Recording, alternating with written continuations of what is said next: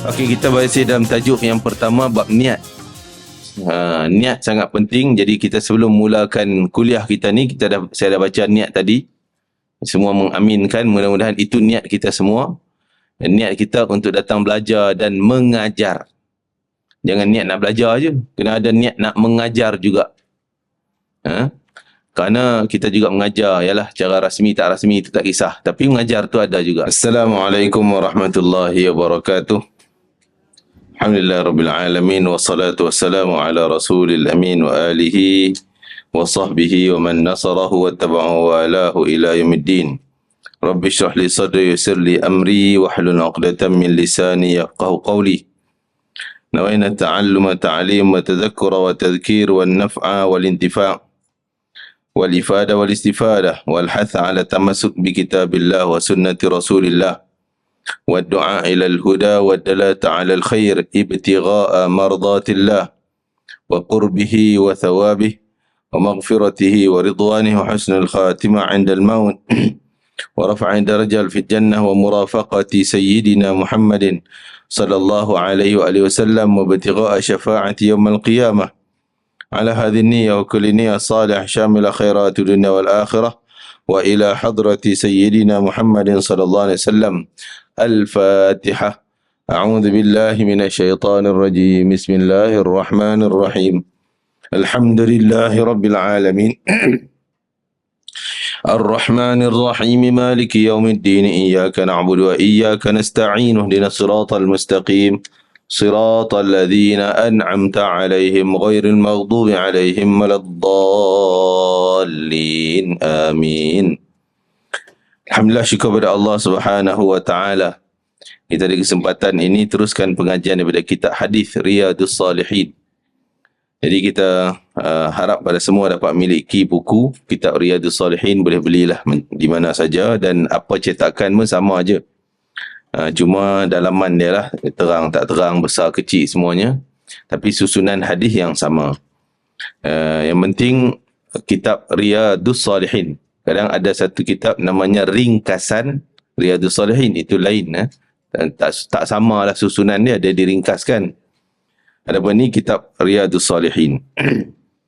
Sangat bermanfaat kita beli buku tersebut, walaupun kita belajar maupun tak belajar. Kita simpan di rumah, kita lepas mati nanti buku tu masih kita waris. Berarti kita wariskan, mewarisi ilmu yang bermanfaat. Niat siap-siap wakafkan untuk keluarga kita, umat Islam dan sebagainya, maka buku tu pergi ke mana pun pahala tak putus kepada kita. Itu antara perkara yang pahalanya takkan terputus. Kita beli ilmu, beli kitab, sebarkan. Mana tahu kok ada orang dalam ni boleh beli 10 buah, dia bagi pada orang wakaf kan? Itu ilmu yang bermanfaat daripada dia, dan juga harta wakaf yang berkekalan. Okey, kita masih dalam tajuk yang pertama, bab niat. Niat sangat penting. Jadi kita sebelum mulakan kuliah kita ni, saya dah baca niat tadi. Semua mengaminkan, mudah-mudahan itu niat kita semua. Niat kita untuk datang belajar dan mengajar. Jangan niat nak belajar je, kena ada niat nak mengajar juga.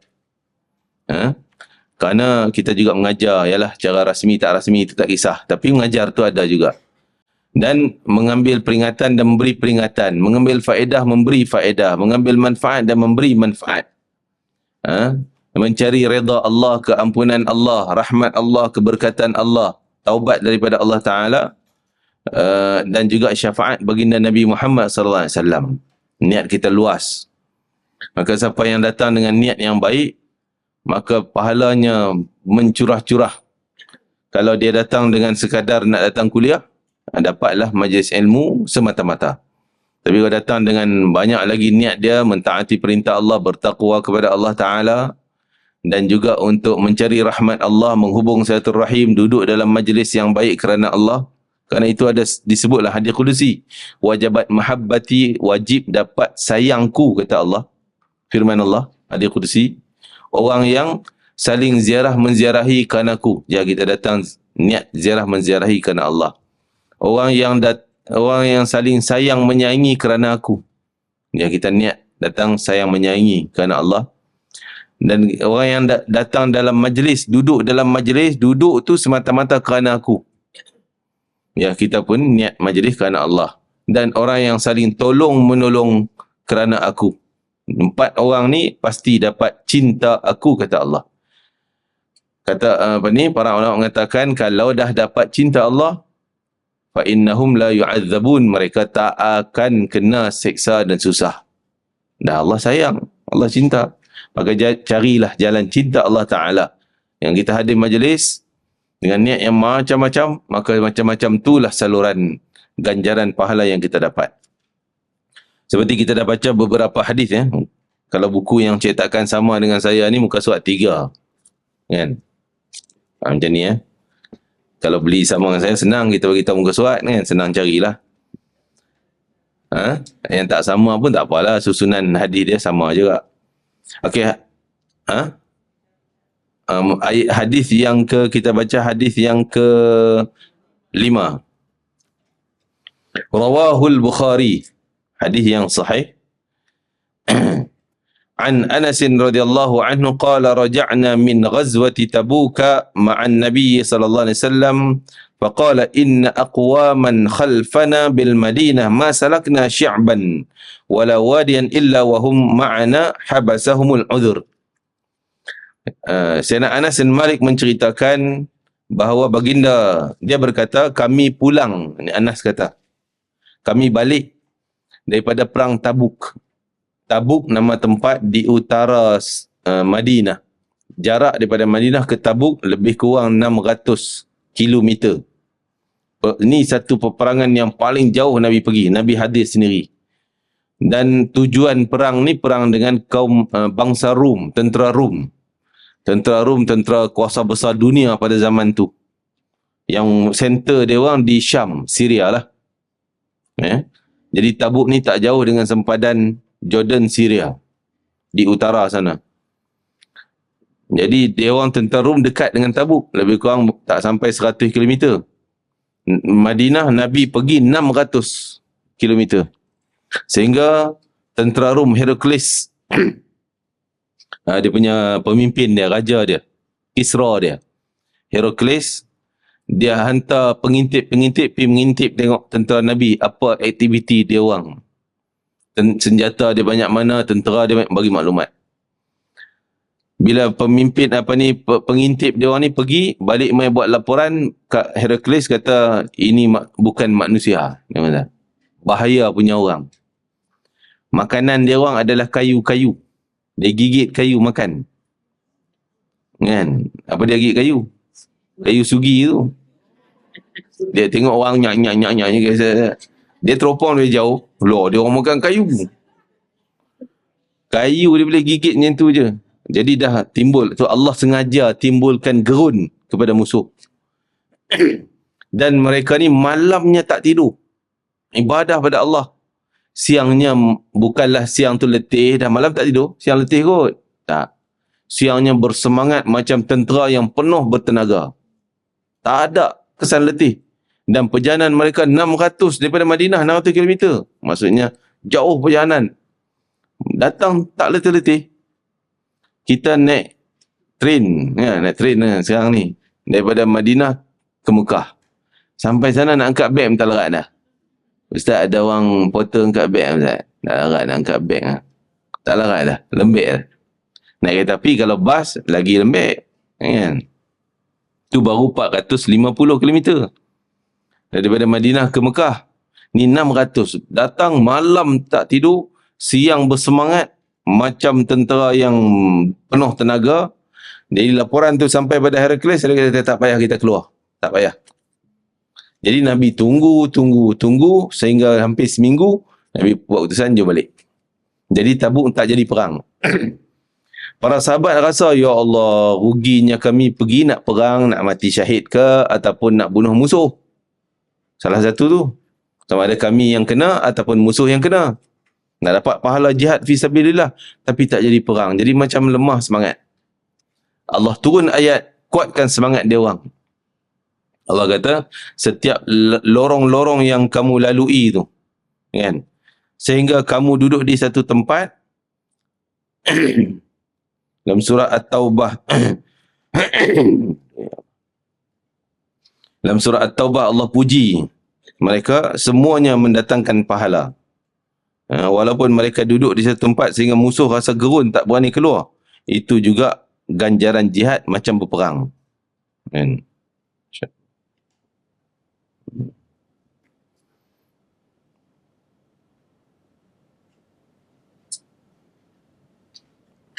Dalam surah itulah surah Taubah, lupa pula ayat dia. Jadi akhirnya mereka balik macam berperang yang hebat, macam menang ke atas musuh. Walaupun duduk saja menyebabkan musuh rasa gerut. Jadi Nabi sebut pada dalam ayat ni, inna aqwaman. Nabi kata kita balik ni dah dapat pahala yang Allah iktiraf, pahala perang walaupun tak jadi perang. Tapi Nabi kata ada lagi kaum yang di Madinah tak ikut pun, yang ketinggalan, tak datang perang. Ma salakna sya'ban. Mereka tak ikut pun lorong-lorong yang kita lalu tadi ni, penat. Kan penat lah naik bukit tu, bukit panas, lembah, wadi dan sebagainya. Illa wahum ma'ana. Kecuali mereka ni bersama dengan kita. Sama apa? Pahala. Sama macam kita juga. Habasahumul udhur. Kenapa? Kerana mereka terhalang oleh keudhuran. Maksudnya dah ada niat nak pergi. Niat tu penting. Niat nak pergi perang, tapi mungkin dia sakit, tak dapat pergi. Mungkin sebahagiannya keluarga mak dia sakit, Nabi tak bagi pergi, suruh jaga mak ayah. Sebahagiannya nak pergi bersemangat, tak ada masalah apa, tapi kuda tak cukup, kenderaan tak cukup, Nabi tak bagi pergi sebab perjalanan jauh. Tak boleh jalan kaki gitu. Jadi mereka balik menangis. Sebut awal surah Taubah. Mereka balik dalam keadaan menangis kepada Allah Ta'ala kerana mereka tak dapat ikut serta perang. Tak boleh. Badan sihat, kuat semua. Ada keudhuran. Uzur yang diizinkan oleh Islam. Keudhuran yang diizinkan oleh Allah Ta'ala. Jadi mereka pahala macam dah pergi perang, dah balik dah. Kerana niat yang baik tadi ni. Tu untung kita orang beriman. Ini bijaknya umat Islam, orang mukmin yang orang kata guna niat ni, manipulate niat ni untuk jana pahala. Dan tak ada halangan kita nak niat berapa banyak. Contoh, walaupun pada atas kertas kemampuan kita memang tak mampu. Contoh kita berangan punya besar. Berangan kalau boleh aku nak bina madrasah, aku nak sebarkan ilmu agama. Berangan besar tu. Kalau tengok keupayaan kita, cerita ke orang, orang gelak je lah. Tapi niat, kalau ada kesungguhan betul niat dia macam tu, pahalanya macam tu. Seperti Nabi punya niat, tahu Nabi pernah berangan-angan. Kita kata itu mungkin angan-angan mak jenin kot. Dah, angan-angan yang niat orang beriman, ada ganjaran pahalanya. Nabi berangan-angan, satu ketika Nabi jalan, bawa sahabat malam di Gunung Uhud. Kan? Pernah naik Gunung Uhud kan? Gunung Uhud. Jadi, banyak orang pergi ke makam syuhada Uhud. Tapi itu bukan gunung lagi. Nabi naik atas gunung. Saya selalu bawa jemaah pergi ke taman rekreasi, tempat dia orang berrehlah. Bawa Arab-Arab selalu bawa family makan-makan kat situ. Di Gunung Uhud tengah-tengah tu ada taman cantik. Tapi pergi waktu malam pun nampak cantik. Kalau siang dia nampak serabut lah sampah-sampah dia orang tu. Jadi pergi waktu malam duduk situ. Kita naik atas Gunung Uhud. Nabi naik atas Gunung Uhud. Nabi kata, kalau kamu dapat emas sebesar Gunung Uhud ni, apa kamu nak buat? Ni berangannya Nabi. Kalau dapat emas sebesar Gunung Uhud ni, apa kamu nak buat? Sahabat kata, wallah alam lah. Tak tahu, tak ada angan-angan kalau kita macam-macam punya list. Semua nak buat, macam-macam kita nak buat. Sahabat dia tak ada idea sebab tak pernah berangan nak kaya. Jadi Nabi kata, aku kalau ada emas, dapat emas sebesar gunung ni, gunung ujung sampai ujung 7 km punya panjang ni, kalau emas semua, aku akan edarkan malam ni juga pada fakir miskin, semuanya takkan tinggal sehingga subuh besok, maksudnya tak akan baki. Habis, langsai. Subuh habis. Kita simpan 5-7 keturunan, tak habis-habis lagi. Kan? Nabi esok pagi selesai, aku nak sedekah semua. Tu angan-angan Nabi. Adakah benda tu sia-sia? Tak. Nabi takkan buat benda merapu, takkan buat benda sia-sia. Niat biar besar. Berangan biar besar. Kan? Tapi kena ada kesungguhan dalam niat. Sungguh-sungguh lah, bukan saja-saja tu main-mainnya, tidak. Sungguh-sungguh. Jadi Allah bayar pahala apa yang kita niat. Macam kita nak datang ni, niat tadi ni, Allah bayar pahala sebanyak yang kita gambar dalam niat. Kan? Jadi para sahabat tadi tak pergi perang, tapi Allah bayar pahala sebab apa? Sebab mereka ada niat. Jadi bukan semua, sebahagian yang memang ada kesungguhan nak datang. Ada orang munafik memang culai.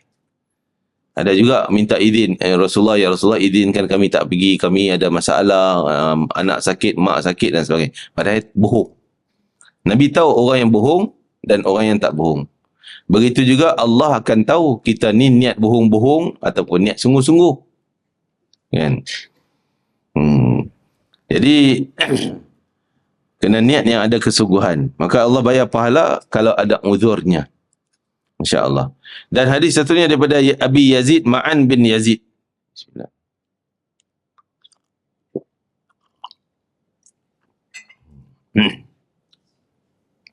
Abi Yazid, Ma'an bin Yazid bin Al-Akhnas radhiyallahu anhum. Dia, bapanya, atuknya, 3 generasi sahabat Nabi. Si budak kecil Ma'an ni asalnya cerita dia masa zaman dia budak-budak. Namanya Ma'an tapi orang panggil dia Abi Yazid. Abi Yazid itu nama panggilan. Nama dia Ma'an. Bapa dia Yazid, atuknya Akhnas. Radhiyallahu anhum ajma'in qala kana abi, dia kata ayahanda aku satu ketika, kana Abi Yazid, ayahanda aku Yazid, akhraja dananir yatasaddaqu biha.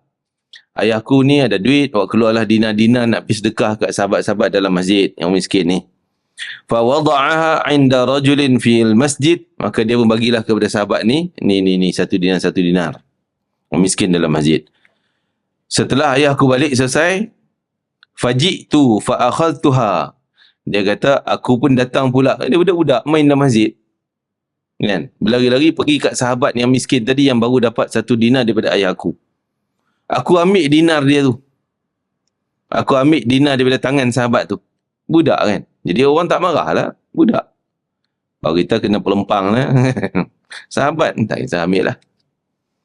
Fa'akhadtuha fa'ataituhu biha. Maka aku pun balik rumah, bawa dinar tu sampai ke rumah, ayah aku tengok.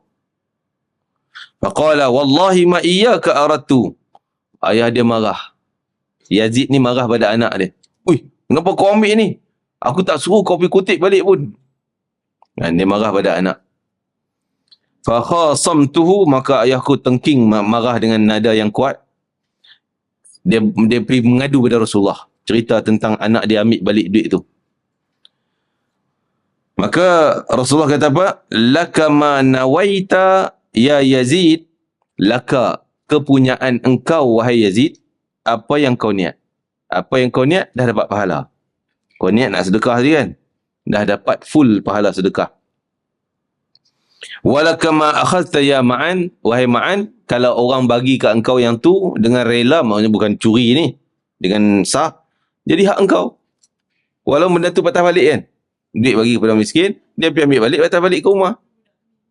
Yalah budak tu minta, orang tu bagi balik. Kan, budak. Bukanlah curi, bukanlah paksa. Jadi benda tu dipindah milik dengan cara rela semuanya. Ayah dia rela bagi sedekah, orang tu pun macam rela bagi sedekah kat budak tu. Kan? Jadi ayah dia marah tadi ni, maka Nabi kata jangan.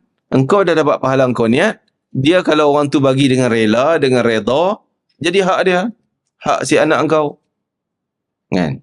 Jadi di sini semua dengan niat. Walaupun benda tu patah balik, tapi jangan kita merancang. Contoh ada orang nak buat mengelak zakat. Ya, zakat. Aku bagi zakat fitrah kat hang. Esok hang mai bayar kat aku boleh tu merancang. Allah, kita kembali pada kaedah. Sungguhnya Allah Ta'ala tahu di antara uzur dan bohong. tipu. Kalau betul-betul uzur, betul-betul berlaku, okeylah. Kan? Kita tak rancang. Tapi kalau itu yang berlaku, maka buat niat. Contoh dalam situasi kita kan, kalau Jumaat tu saya nampak lah, banyak orang minta sedekah ikut jalan kan. Yang kita tak tahulah kesahihannya. Kadang mungkin dia berlakon ke, mungkin sungguh kita tak tahu. Kalau kita ada power, kita ada kuasa untuk kaji, panggil dia, ambil sijil apa semua, kaji, oh betul lah orang ni, okey kita kena buat. Contoh penguatkuasa, kena tangkap dia orang, selidik tengok betul tak kan menipu, minta-minta ni. Minta kerana menipu dosa besar. Kan? Jadi kalau kita yang tak tahu, kita lalu takkan nak pergi panggil dia, kaji orang, kereta belakang semuanya. Itu kita bagi atas niat kita. Niat tengok Allah kesian kat dia memerlukan bantuan, bagi je lah. Dengan niat, mudahan ini menjadi pahala dan kebaikan di sisi Allah Ta'ala. Kerana Allah ikut sunnah Nabi SAW. Dapat pahala. Tak tahu dia menipu, dia beli dadah. Kita tak libat dosa. Kita niat sedekah dapat pahala. Dia yang menipu, dia yang dosa. Tapi kalau kita tahu dia ni penagih dadah, dia minta duit nak beli dadah, kita pergi bagi duit, tu saham dosa kita. Memang kita tahu. Kan? Tapi kalau kita niat, dia memang penagih dadah, tapi dia minta nak beli nasi. Kita bagi duit dengan niat beli nasi tau. Jangan beli dadah. Niat kita untuk kebaikan dia. Dia tipu juga. Kita tak terlibat lah. Apa yang kita niat? Bergantung apa yang kita niat. Kalau kita bantu maksiat dia, kita pun saham dosa sama. Kalau jelas-jelas nampak dapat ni untuk buat maksiat, minta sponsor untuk buat konsert ke apa, minum arak ke benda ke, kita bagi sama. Kan? Itu tak ada pahalanya. Yang itu semua dosa. Ya. Jadi kembali pada kisah Ma'an bin Yazid tadi ni, cerita tu kita pegang. Ingat benda tu. Kita bagi dah. Dia orang tipu-tipulah. Tapi kalau kita ada kuasa, tak boleh macam tu. Kita penguat kuasa. Kita contoh AJK Masjid. Orang main minta dia nak kelulusan, nak minta sedekah kat situ. Dia kena kaji dulu. Ni mana ni sijil ni sah ke tidak, ni sah ke tidak. Call orang sana ke apa semuanya. Kena kaji. Kalau tidak, dia membuka peluang kepada penipuan. Kan? Jadi kalau pada pandangan dia, pada kertas yang ada, yakin benda ni sah. Okeylah. Selesai lah. Kan? Kalau menipu juga, palsu juga, dia terlepas daripada dosa, dia tetap dapat pahala. Okey, faham? Hadis satunya yang ketujuh, daripada Abi Ishaq Sa'ad bin Abi Waqqas radhiyallahu anhu, nama sebenarnya Malik, ni dia tulis nama penuh dia. Panggilan dia Abu Ishaq. Selalu kita sebut nama Sa'ad bin Abi Waqqas, kan? Tapi nama sebenarnya bukan Sa'ad. Sa'ad ni nama gantian. Asalnya nama dia Malik. Ada namanya, nama bapa dia tu Abi Waqqas tu Malik bin Uhaib bin Abdul Manaf bin Zurah bin Kilab bin Murrah bin Ka'ab bin Lu'ay bin Quraisy. Al-Quraisy Az-Zuhri. Tak apalah, kita kenal dia dengan Sa'ad. Sayyidina Sa'ad bin Abi Waqqas radhiyallahu anhu. Dia ni salah seorang, disebut ni dalam hadis ni, ahadil asyaratil masyhudi lahum bil jannah. Salah seorang daripada 10 orang sahabat yang diberi jaminan syurga oleh Nabi. Pasti syurga. Salah seorangnya adalah Sa'ad bin Abi Waqqas radhiyallahu anhum ajma'in. Qala, dia berkata, ja'ani Rasulullah SAW. Rasulullah datang pada aku, jumpa ziarahku ketika ni. Kisahnya, Sa'ad ni ada 2 orang. Dalam ni Nabi sebut 2 orang Sa'ad. Satu dia Sa'ad bin Waqqas. Seorang lagi nanti Nabi sebut Sa'ad bin Khawlah. Orang lain-lain lah ni, berbeza, tapi nama sama. Sa'ad juga. Jadi ni Sa'ad bin Waqqas, waktu ni dia dah pergi ziarah, dah pergi hijrah ke Madinah. Dah pergi hijrah. Tapi tahun 6 hijrah, dia ikut bersama Nabi balik nak masuk buat umrah. 6 hijrah. Tapi umrah terhalang. Kan? Tak boleh buat. Orang halang, suruh Nabi balik Madinah tanpa selesai umrah. Maka Nabi sembelih kambing, tahlul, dam ihsar. Nabi balik lah. Tapi Sa'ad ni, dia sakit. Ketika tu dia sakit. Maka dia tak balik. Dia duduk di Mekah. Ada seorang lagi, Sa'ad bin Khawlah, yang saya cerita seorang lagi. Dia pun ikut serta tak mau balik ke Madinah dah. Dia asalnya pergi hijrah, datang. Tapi tak mau balik Madinah. Pergilah kau balik. Dia nak duduk di Madinah. Di Mekah. Rumah dia. Rumah kampung Mekah dia. Tapi dia tak sakit, dia tak ada uzur. Dia sengaja tak nak balik ke Madinah bersama Nabi. Tapi Sa'ad bin Waqqas tak boleh balik, sakit. Maka dia tertinggal di Mekah. Jadi tahun pembukaan kota Mekah lepas hijrah, 2 tahun lepas itu, Nabi datang pula menawan kota Mekah. Selesai semua tawan kota Mekah, orang kafir semua surrender, serah diri. Maka Nabi datang ziarah Sa'ad bin Abi Waqqas yang sakit tadi ni. Ini dia. Ja'ani Rasulullah SAW. Baginda Nabi SAW datang menziarahiku ketika dia sakit. Amatil hajjatil wada' pada tahun haji wada' sampai 9 hijrah tu. Min waja'in, kerana saya sakit keras. Kemudian saya berkata, wahai Rasulullah SAW, sesungguhnya sakit saya ini sangat keras. Sebagaimana Tuan lihat, memang sakit teruk lah ni. Dah kritikal dah ni. Macam mana Nabi tengok, nampak macam itulah. Sedangkan saya mempunyai harta yang cukup banyak. Dia kaya lah.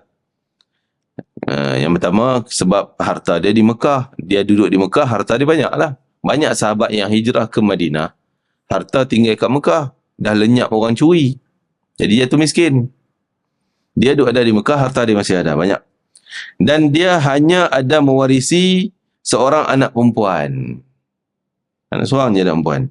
Maka bolehlah saya sedekahkan 2/3 dari harta saya itu. Maksud dia nak wasiat 2/3 ni bagi kat orang lain. Jadi 2/3, 1/3 untuk anak dia dah cukup banyak lah. Anak perempuan seorang. Apa jawab Nabi? Maksud dia nak wasiat harta dia 2/3 bagi pada orang mana-mana. Miskin ke apa sangat. Nabi kata tak boleh. Tak boleh. Ni larangan Nabi SAW adalah benda yang haram. Dia tanya lagi, kalau separuh jadi lagi kurang tadi 2/3 berarti 70 lebih persen. Dia nak bagi 50% je, kurang sikit. Separuh wahai Rasulullah, baginda jawab, tak boleh. 50% pun tak boleh. Saya bertanya lagi, 1/3, 33%. Baginda menjawab, 1/3 tu dah maksimum, cukup banyak. Dan cukup besar. Sungguhnya bila kamu meninggalkan ahli warismu kaya raya, maka itu lebih baik daripada kamu meninggalkan mereka dalam keadaan miskin. Kau bagi anak kau kaya lagi baik daripada kau biar dia miskin duk minta sedekah dengan orang. Jadi ini maksud dia apa dia? Maksudnya wasiat. Jadi kalau melibatkan mati, itu akan jadi wasiat. Contoh kita kata, bagi tahu ke anak kita ke, nanti kalau ayah mati, nanti rumah ni kau ambil tau. Itu melibatkan mati, lepas mati. Lepas ayah mati. Berarti itu dia jadi automatik jadi wasiat. Hukum wasiat lain. Kalau hibah, bagi terus, ni rumah ni kau punya lah, ambil tau. Kau pergi tukar nama nanti. Maksudnya dia dah beri, tukar nama, dia anak tu nak pergi urusan tukar nama tu bila-bila terpulang lah. Tapi pemberian ayah tu tak melibatkan mati. Tak kata selepas mati.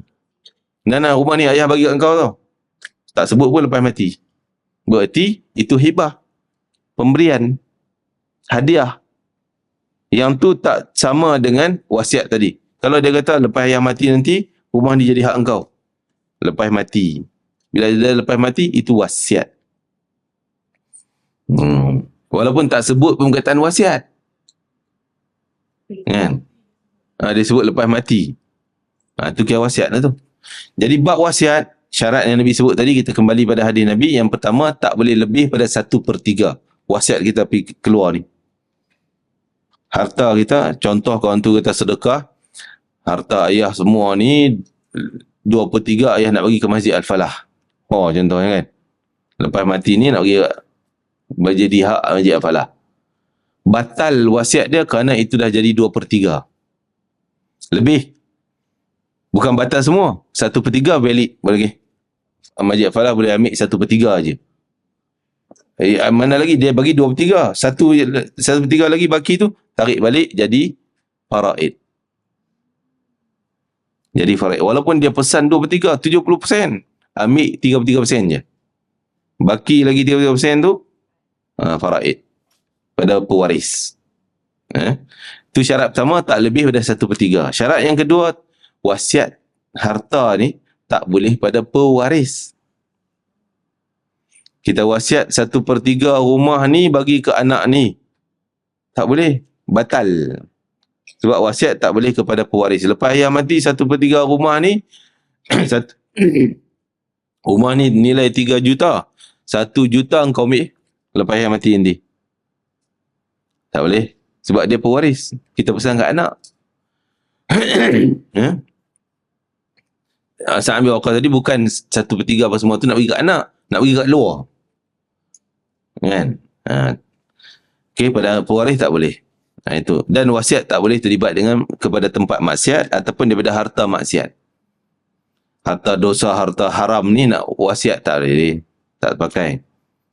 Jadi, dan juga tak boleh dia wasiat kepada tempat maksiat. Walaupun harta halal, tak boleh. Okey.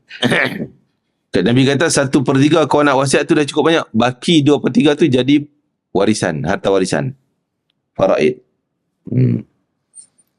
Maka Nabi kata, kau tinggalkan ahli warismu kaya raya, maka lebih baik daripada kamu meninggalkan mereka dalam keadaan miskin, sehingga mereka terpaksa minta-minta kepada sesama manusia. Sesungguhnya apa yang kamu nafkahkan dengan maksud untuk mencari redha Allah, pasti kamu diberi pahala kerananya, sehingga apa yang dia makan, dimakan oleh isterimu. Kita niat, kau bolehlah harta aku ni bagi anak-anak aku, guna untuk kebaikan, untuk pahala, untuk dapat pahala balik pada kita, dapat kebaikan pada dia orang. Tiba-tiba anak kita salah guna macam-macam. Yang tak mendatangkan pahala pun. Kita, apa yang kita niat? Nabi kata. Kan? Anak dia buat macam mana, dia punya tanggung dosa lah. Kecuali kita bagi dengan tak beri pesanan-pesanan. Kita tak pernah pesan harta ni jaga elok, buat kebajikan, buat pahala tau. Sedekah pahala kat mama dah meninggal ni. Nanti. Pesan. Dia tak buat, pahala kita dapat. Tapi kita tak pernah pesan, kita tahu perangai anak kita ni. Yang ni suka enjoy macam ni, yang ni suka perabih harta macam ni, macam ni. Yang tak ada pahala pun. Dan kita tak pernah nasihat dia orang pula. Kita meninggal, dia guna macam tu, macam cara dia. Mungkin bagi kita tak ada pahala apa. Sebab kita tak ada pesanan, niat dan sebagainya. Dan Abu Ishaq berkata, kemudian maksudnya Sa'ad bin Waqqas kata dia komen tentang nasihat Nabi tadi. Kemudian saya bertanya, wahai Rasulullah SAW, apakah saya akan bersegera berpisah dengan kawan-kawanku? Maksudnya dia kata, ya Rasulullah, habislah adakah aku akan mati di sini? Berpisah dengan sahabat semua balik Madinah, aku tak boleh balik sebab sakit. Dan dia rasa macam dah penghujung hayat dah. Dia rasa. Jawab Nabi SAW, sungguhnya kamu belum akan berpisah. Maksud Nabi kata, kau dah tak mati lagi kau. Umur kau panjang lagi. Kamu masih akan menambah amal yang kamu niatkan untuk mencari redha Allah, sehingga akan menambah darajat dan keluhuranmu. Zuriat engkau akan banyak. Engkau akan panjang usia, sehingga dalam riwayat lain disebut, kau panjang usia sehingga kau berhijrah punya luas, sehingga orang banyak ambil manfaat ilmu daripada engkau, dan musuh pula akan rasa gerun dengan kehadiran kau. Maksudnya dia akan menyertai peperangan-peperangan selepas Nabi. Itu Nabi pesan kat dia. Doa Nabi lah tu. Sungguh apa yang jadi, tak lama lepas itu dia sihat. Dia pergi Madinah, sampai Nabi wafat, dia hijrah sampai ke Iraq, sampai ke mana, dia menyertai semua siri peperangan di zaman-zaman setelah Rasulullah SAW. Abu Bakar, Umar. Zaman Sayyidina Umar kot dia wafat. Sehingga sampai mana jauh lah empire Islam, sehingga orang, yalah, kita pun dapat hadis daripada dia banyak dan sebagainya, dan dia pun dapat zuriat yang banyak. Jadi anak perempuan seorang je, lepas itu dia dapat zuriat banyak, keluhurannya. Dan barangkali kamu akan segera meninggal setelah orang-orang dapat mengambil manfaat dari kamu. Ini dia. Kau akan mati setelah ramai akan dapat manfaat daripada engkau. Di samping ada juga orang-orang lain yang merasa dirugikan oleh kamu. Maksudnya musuh. Musuh akan rasa ruginya kerana keadaan kehadiran kamu.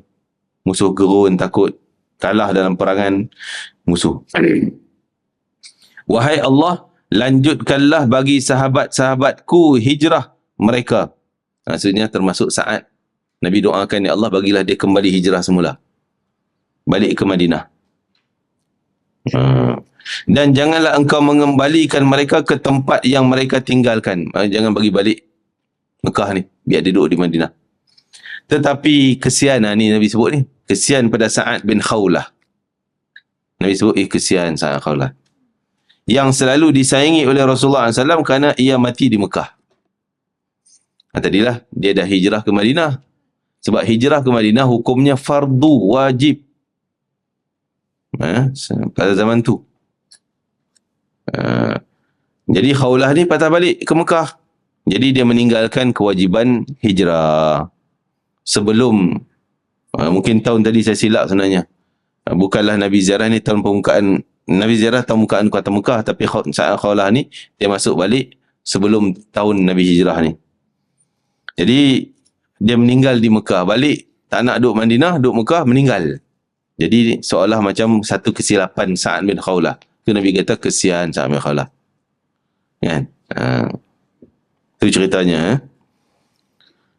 Jadi kalau niat yang baik tapi perbuatannya bercanggah dengan niat, dia ambil kira perbuatan. Sengaja, bukan uzur.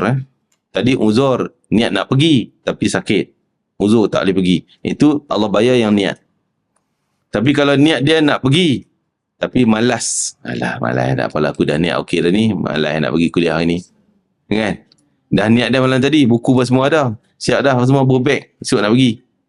Tapi hari ni rasa malas pula lah. Letih sikit lah, jalan jauh mana, pergi mana? Kan? Bukan orang sini lah, bukan dia. Kan? Dia orang ni memang lah. Alhamdulillah ramai hari ni, ramai insyaAllah. Jadi kalau ada malas, maka Allah bayar. Dia tak dapat pahala yang niat, kerana dia menipu dalam niat. Jadi begitu Sa'ad bin Khawlah ni, dia seolah batalkan niat dia. Dia niat hijrah, tapi dia patah balik. Tak ada uzur apa, tak ada halangan. Maka tak dapatlah pahala hijrah dia.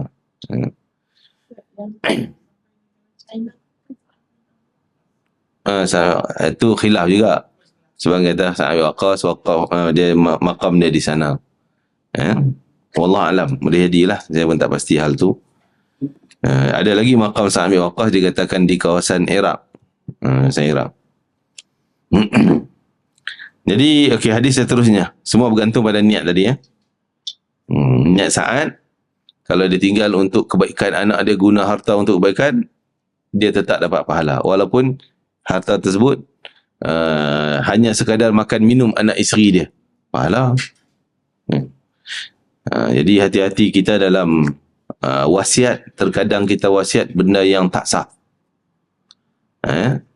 Wasiat harta sebab anak-anak ni dah ada faraid dia, hukum faraid, apa dapat.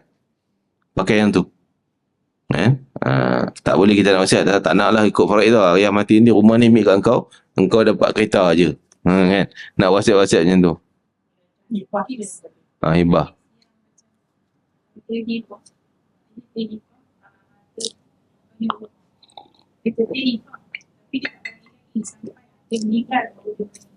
Tapi kalau kata dia bagi orang datang ke rumah dia. Halau keluar. Itu risiko dia lah. Terpulanglah kepada kepintaran kita. Jadi kalau dia kata abah bagi ni, rumah ni kat engkau, hebah, tapi lepas mati baru ambil. Itu dikaitkan dengan mati. Jadi wasiat. Wasiat tak boleh lah. Ni rumah ni hak engkau, ambil lah. Tapi janganlah halau abah, contoh kan. Okey juga itu, tak libatkan mati. Tukar tak tukar tu urusan kemudian lah. Macam kereta, kita bagi nah kunci kereta ni, saya bagi tau.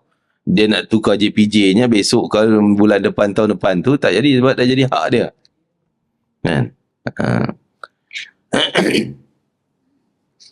Wallahu alam. Okey, seterusnya hadis yang ke-8 daripada Abu Hurairah. Abdurrahman bin Sakhar. Ini nama sebenar Abu Hurairah. Siapa dia? Namanya ada 3. Nama sebelum Islam, Abdu Syamsin, hamba matahari. Nama sebelum Islam. Masuk Islam, dia tukar nama pada Abdul Rahman. Lepas tu Nabi nampak dia cinta minat kucing, panggil Abu Hurairah. Jadi 3 nama dia. Nama sebelum Islam, nama lepas Islam, nama panggilan Nabi.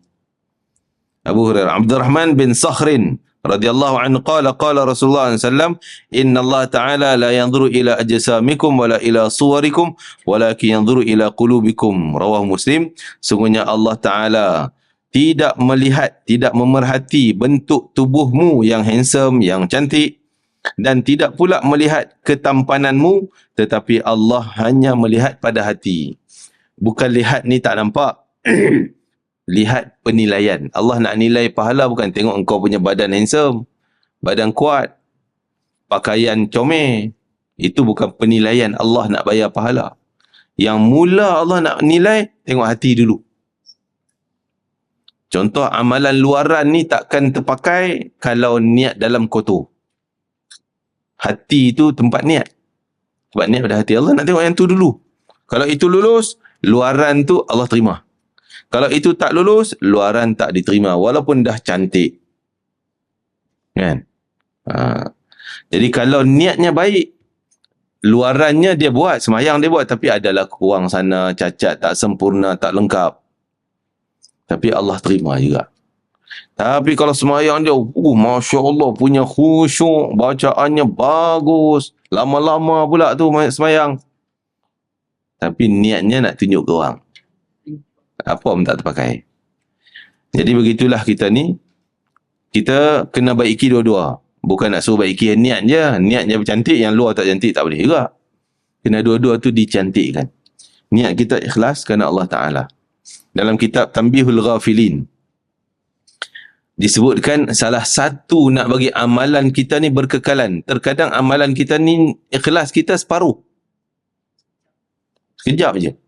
Datang kuliah, ikhlas tadi, niat okey, bagus, niat cantik kerana Allah Ta'ala. Okey, berkekalan pahala ni kekal lah, Allah bayar. Sampai besok lusa, kan, nak dah jadi riak pula. Sombong pula. Cerita aku ni, aku yang hadir kuliah, engkau ni malas nak pergi kuliah. Kan, sebut macam tu pula. Batal pula, yang niat ikhlas tadi hancur. Boleh jadi hancur. Nak bagi cantik balik, istighfar minta ampun lah. Yang tu selamat balik lah. Kata Imam Samarqandi dalam kitab dia, nak bagi kita tak terlibat dengan riak yang menghancurkan amalan. Iaitu niat kita tu kena kukuh.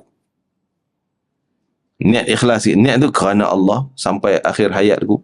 Kerana mengikut sunnah Nabi SAW. Ikhlas semata-mata. Yang ni seolah amalan kita tu akan berkekalan. Kerana niat kita yang jitu, yang utuh, yang kukuh. Kan?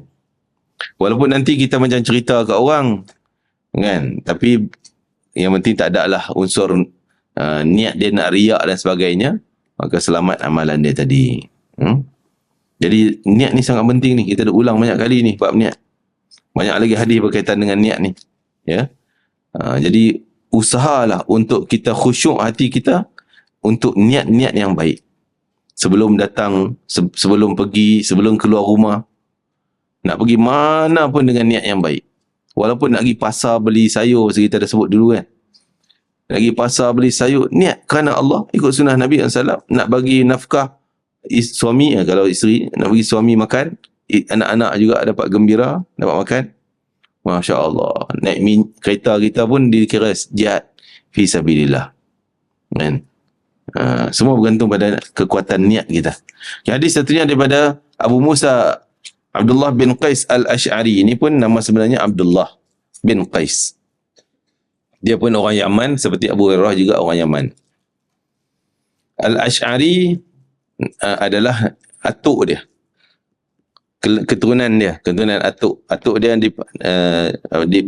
dipanggil nama sebagai Ash'ar. Ash'ar maknanya bulu banyak. Bulu banyak. Sebab atuk dia, sejarah atuk dia, Lahir keluar main bulu penuh, betih pun dah ada bulu, tangan bulu, dada bulu. Lahir ni hari kelahiran. Jadi mak pada atuk tu bagi nama Ash'ar. Orang yang bulu banyak. Di keturunan dia semua Al-Ash'ari. Sehingga keturunan Al-Ash'ari ni Nabi bangga. Sikap mereka yang tak pernah ada keturunan lain. Sikap yang baik. Family dia orang ni. Anak, sepupu, sepipit semuanya bergabung. Kalau ada dalam family dia orang yang hari tu tak ada makan, miskin, maka semua bergabung. Adalah 2-3 orang tak ada makanan ni, tak cukup makanan, miskin. Maka dia bergabung semua adik-beradik, dia WhatsApp ke semua. WhatsApp zaman tu kan. WhatsApp ke semua sekali, kita kumpul. Dia longgoklah tepung, longgoklah kurma, longgoklah daging-daging yang ada, semua catu. Dekat doa bagi Allah berikan keberkatan pada makanan ni, baru dia ambil orang sikit. Kau ambil lah tepung banyak mana kau nak, berapa family kau, dengan daging sekali, dengan ni sini, ambil balik. Jadi bahagi semua sama banyak, bawa balik. Di perbuatan ni Nabi bangga keturunan Al-Ash'ariyin. Kerana mereka ni sepakat dalam ahli keluarga mereka. Dia kata apa? Rasulullah SAW ditanya tentang seorang yang berperang kerana keberaniannya, nak tunjuk berani, nak tunjuk hero. Ada pula yang pergi perang kerana kesukaannya, hobi, minat dia. Memang dia ni minat bab tu. Dan ada seorang pergi perang kerana nak tunjuk hebatlah tangkas dia, kemenangan dia. Manakah yang dikira masuk berperang di jalan Allah? Okey, seorang pergi perang kerana mungkin balas dendam. Dalam riwayat lain sebut balas dendam. Oh, dia tu bunuh, dia nak geram ni, nak balas dendam. Yang kedua, pergi perang kerana nak tunjuk hero dia, hebat dia, pahlawan dia. Yang ketiga, mungkin nak biar nama dia diabadikan dalam sejarah. Ataupun nak pingat, nak disanjung, nak dipuji. Mana satu? Di jihad, Nabi kata, apa jawapan Nabi? Rasulullah SAW bersabda, barang siapa yang berperang agar kalimah Allah menjadi terangkat, diangkat kalimah Allah dimuliakan, maka itulah perang jihad fi sabilillah. Itu je niat. Tujuan yang tu je. Kerana Allah je. Kerana nak balas dendam, kerana nak tunjuk hero, kerana nak dapat dipuji, sanjung, dapat pingat, tak ada semua, tak ada masuk buk. Walaupun memang betul dia bunuh musuh banyak, kerana dia musuh kalah. Hebat. Tak ada nilai di sisi Allah. Niat dia silap. Walaupun perbuatan bagus. Begitu kita sebut dulu. Contoh nak pergi haji, nak pergi umrah, nak buat apa pun, niat silap habis. Penat duit kita puluh ribu, kita habis duit. Dah lah penat duit habis. Badan letih. Kan? Sakit-sakit. Tinggal anak keluarga semua. Pengorbanan yang besar. Kosong balik mai. Pahala tak ada. Sebab niatnya salah. Ini dia. Tak ada. Semua tak ada. Tujuan pergi nak angkat nama Allah. Nak angkat Islam. Nak muliakan Islam.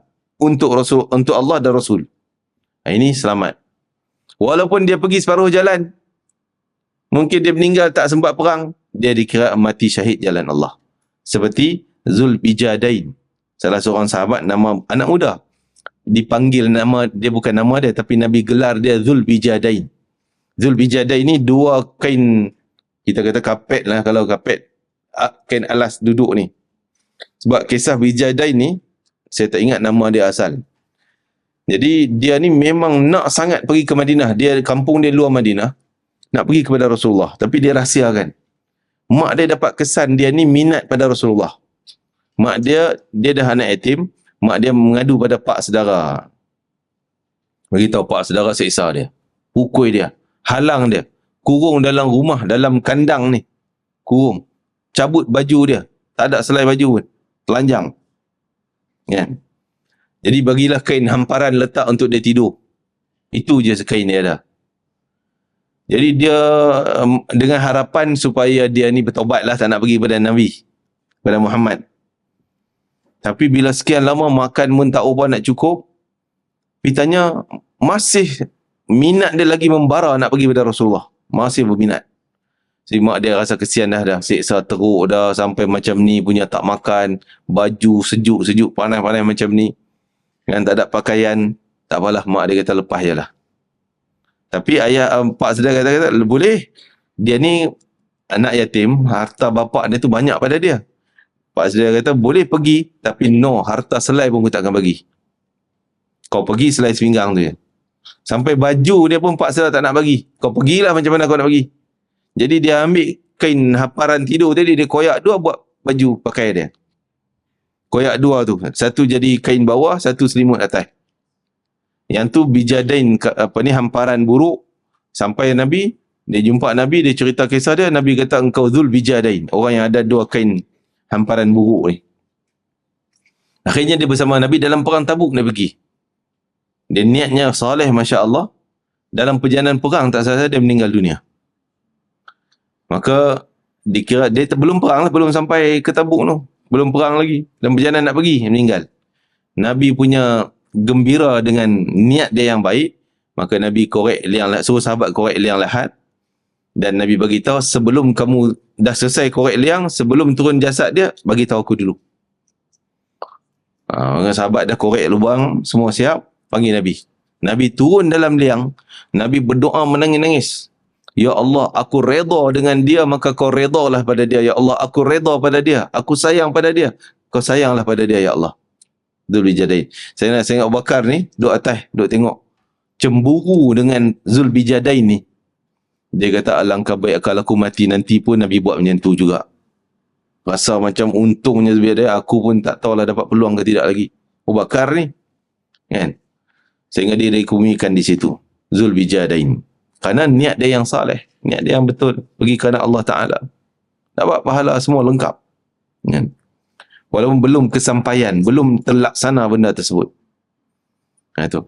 Bila niat kerana Allah. Hadis satunya daripada Abi Bakrah Nufai bin Al-Harith Al-Thaqafi radhiyallahu anhu. Anna Nabiya sallallahu alaihi wasallam qala, "Idza altaqa al-musliman bi sayfayhima fal-qatil wal maqtul fi an-nar." Nabi kata, kalau dua orang lelaki ni hadir ni, kalau dua orang bermusuhan, orang Islam bermusuhan, dia ni pun angkat senjata, bawa pedang nak bunuh kawan tu pun bawa pedang niat nak bunuh kawan ni, nak bergaduh fal qatil wal maqtul, kata Nabi, orang yang membunuh dan orang yang dibunuh, kedua-dua masuk neraka. Oh pula, dua-dua masuk neraka. Sahabat terkejut. Ya Rasulullah, qultu. Abi Bakrah kata, ya Rasulullah, yang membunuh layaklah masuk neraka, semua orang tahu. Tapi yang kena bunuh pasti masuk neraka. Kan? Kata Nabi SAW, innahu kana harisan ala qatli sahibi. Kerana dia pun ada niat nak pergi bunuh kawan tu. Dia bawa pedang juga. Jadi dalam hal ni, walaupun dia tak berjaya buat benda jahat, tak berjaya bunuh orang, tapi dia dapat dosa bunuh, masuk neraka. Kita duk ingat, terlintas benda tak baik, tapi tak berjaya buat, tak ada apa-apa. Tak, dia ada 3 jenis. Kalau kita terlintas benda maksiat ni, catat. Kita terlintas benda maksiat, tak berjaya buat maksiat tu, tak berjaya. Kalau berjaya buat maksiat, memang dosa lah kan. Kita ada niat. Contohlah, kita buat contoh bodoh-bodoh ni, contoh nak curi kamera dia orang ni. Kan, apa ni, Arifin ni tinggal beg kat situ, dia, aku nak curi kamera. Dah ada terlintas. Nak curi handphone kawan tu. Kan. Tapi dia tak curi pun. Mungkin dia masuk, mana tengok, dia ada 3 kategori orang ni. Yang pertama, dia niat nak curi, tapi akhirnya tak berjaya curi, dia dah pergi dah tengok Arifin tak ada ni, dia pergi nak ambil kamera ni. Dah pegang dah kamera, tak tahu Arifin buka pintu masuk mai. Oh, tak jadi. Tak berani ya kan, tuan dia tengok. Tapi dia dah langkah api, dia dah pegang siap dah. Terlepas, tak jadi. Jadi tak jadi mencuri, niat mencuri dah ada. Maka dia tetap dicatat dosa. Dosa mencuri dah ada kat dia. Sebab dia dah ada usaha. Dah ada gerakan nak buat tu. Inilah contohnya. Hadis ni lah. Pergi perang, dia pergi dah bawa pedang ni, nak bunuh. Tak tahu dia yang kena dulu, dia dapat dosa siap. Okey. Yang kedua, dia tak berjaya mencuri tadi ni sebab makhluk. Contoh, dia duk fikir aku nak curi ni, dia tak pergi pun.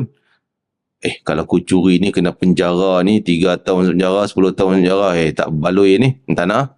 Takut hukum penjara. Takut tangkap polis.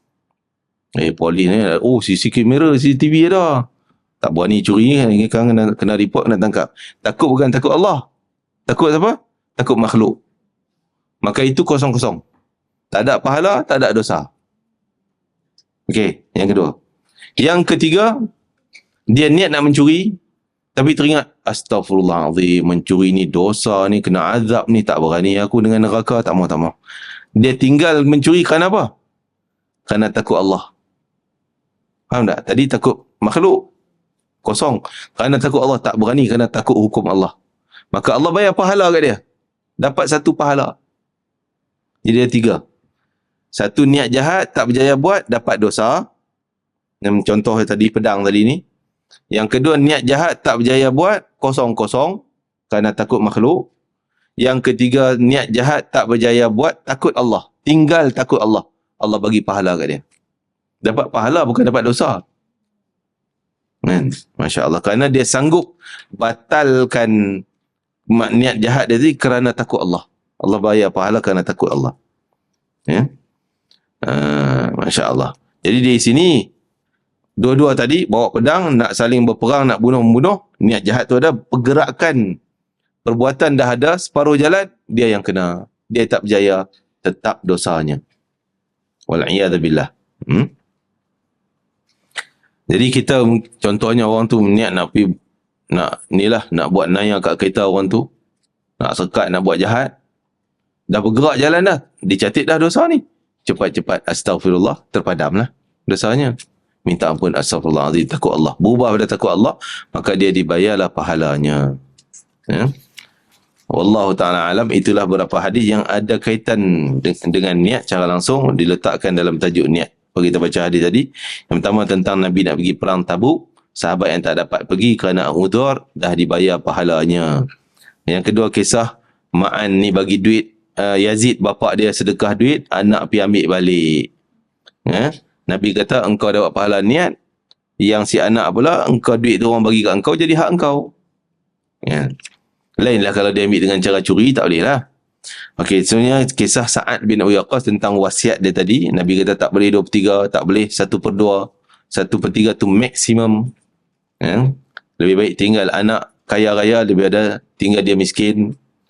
Dan kisah hijrah Sa'ad bin Khawlah yang Nabi sebut dengan perkataan, kesian pada Sa'ad bin Khawlah yang dia tinggalkan hijrah.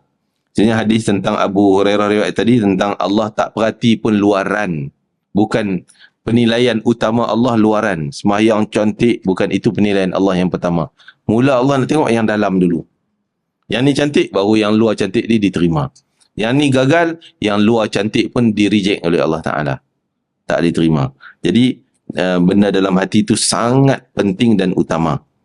Hadis yang ke-9 tadi tentang siapa yang pergi perang kerana nak balas dendam, kerana nak tunjuk hero, kerana ni, semua tak terpakai.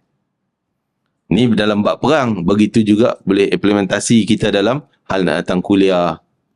Pergi apa? Alah, malu lah, member dah ajak lama dah. Tak pergi kan? Sebab malu. Tak, kalau tak pergi Kang, cikgu besar ni marah pula kan. Mana lagi pelatih tak datang lama, tak datang. Pergilah. Dah lama disebut ni, tak pergi. Dah datang jugalah. Tak ada apa. Kan? Kerana Allah. Dan terakhir tadi tentang niat yang jahat. Kalau tak berjaya buat, kalau dah ada tindakan-tindakan, tetap dicatat dosa. Tapi kalau niat yang jahat, tapi tinggalkan, tak ada tindakan apa pun, tapi tiba-tiba dia batalkan kerana takut manusia, takut makhluk, kosong. Tak ada pahala, tak ada dosa. Tapi kalau dia niat yang jahat, tinggalkan, batalkan niat dia kerana takut Allah, maka diberi pahala oleh Allah Ta'ala. Wallahu Ta'ala alam. Kita berhenti kat situ. Akan datang kita sambung hadis yang ke-11. Ya? InsyaAllah. Apa ni? Mohon doa dimudahkan perjalanan pergi balik. Apa ni? Mem. Hajjah Salwa ke Kuala Kangsar atau pembagian abang meninggal pagi tadi dan akan dikebumikan sebelum Zuhur. Inna lillahi wa inna ilaihi raji'un. Mohon Ustaz doakan ke lapangan kubur untuk arwah juga. Ishak Arifin.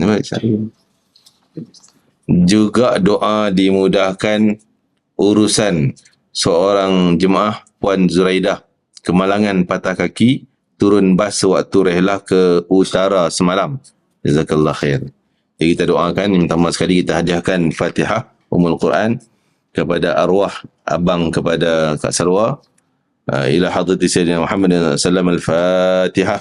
A'udzu billahi minasyaitonir rajim. Bismillahirrahmanirrahim. Alhamdulillahi Rabbil Alamin Ar-Rahmanir Rahim Maliki Yawmiddin Iyyaka na'budu wa iyyaka nasta'in Ihdinas siratal mustaqim Siratal ladzina an'amta 'alaihim ghairil maghdubi 'alaihim waladdallin. Amin.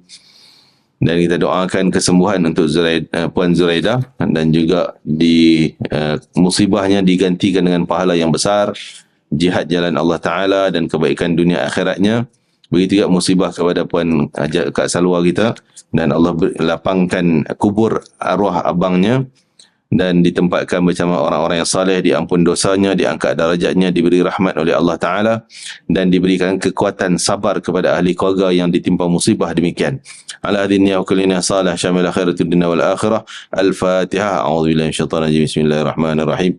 Alhamdulillah Rabbil Alamin Ar-Rahmanir Rahim Maliki Yawmiddin Iyyaka na'budu wa iyyaka nasta'in Ihdinas siratal mustaqim Siratal ladzina an'amta 'alaihim ghairil maghdubi 'alaihim waladdallin. Amin. Amin amin ya rabbal alamin. Rabbana taqabbal minna innaka antas samiul alim wa tub 'alaina innaka antat tawwabur rahim. واختم لنا بالحسنى وأنت راض عنا في خير ولطف وعافية برحمتك يا أرحم الراحمين. ربنا هب لنا من أزواجنا وذرياتنا قرة أعين واجعلنا للمتقين إماما. ربنا اللهم اغفر لهم وارحمهم وعافهم واعف عنهم وأكرم نزلهم ووسع مدخلهم وأغسلهم بالماء والثلج والبرد ونقهم من الخطايا كما ينقى الثوب الأبيض من الدنس وابدلهم دارا خيرا من دارهم وأهلا خيرا من أهلهم وأزواجا خيرا من أزواجهم وادخلهم الجنة وأعيذهم من عذاب القبر وفتنة من عذاب النار. اللهم اجرهم في مصيبتهم واخلف لهم خيرا منها يا اكرم الاكرمين. وصلى الله على سيدنا محمد وعلى اله وصحبه وسلم والحمد لله رب العالمين. تقبل الله منكم انكم تقبل يا كريم. السلام عليكم ورحمة الله وبركاته.